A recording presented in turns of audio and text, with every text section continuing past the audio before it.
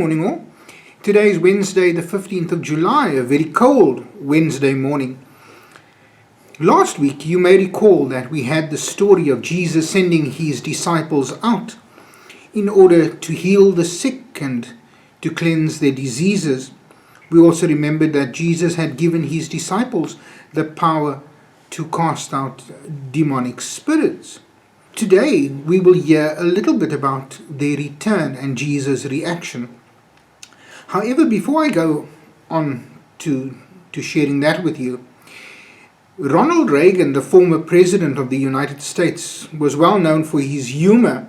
He shares an experience that he had, a real life experience, about going to Mexico City, and there he had addressed a large audience.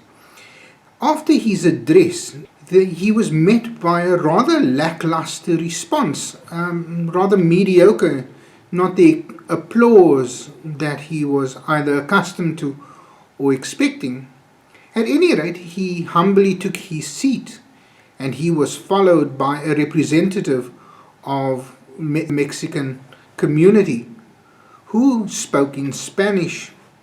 And barely did he begin his talk when the crowd burst out in applause and great excitement as he spoke. And to hide the way he was feeling, Reagan decided to applaud longer and louder than anybody else. And he did this for a while until the ambassador to Mexico bent over to him and said, "I wouldn't do that if I were you. He's simply interpreting your speech."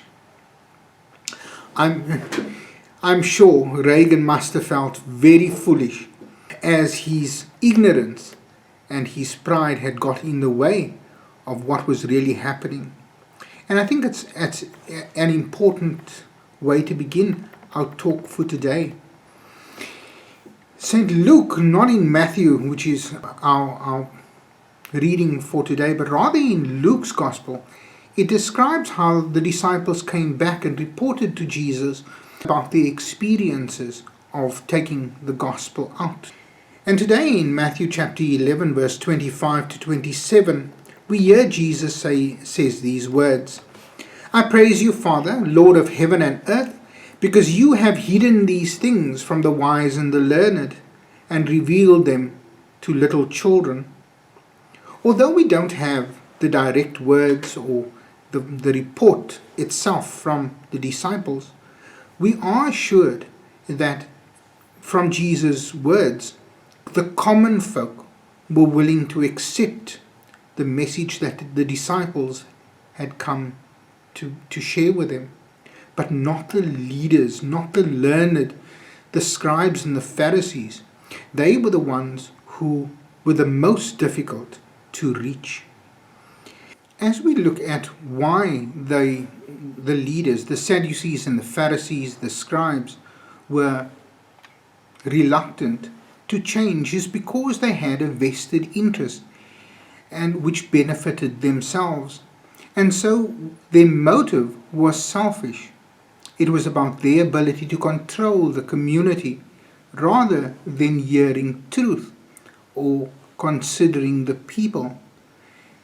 Maintaining the status quo was all about maintaining their own power and position and authority. When Jesus comes with a new message, a message of healing, of restoration, Jesus breaks in with the kingdom of God.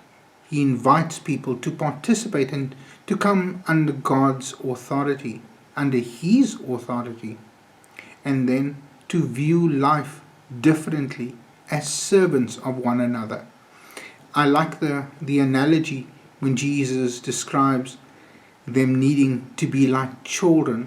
So their interest is not their own selfish interest, but rather the well-being of their community.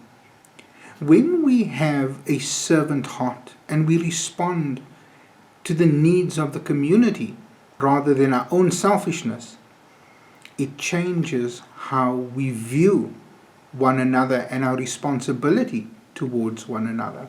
And that makes the message of today so fundamental. It reminds us that as children of Christ, we are called to follow obediently as a child follows the commands of the Father. And so you and I are then stewards and servants of God, not simply for our own sake, but for the sake of everyone. May we be blessed as we hear this message today. Amen.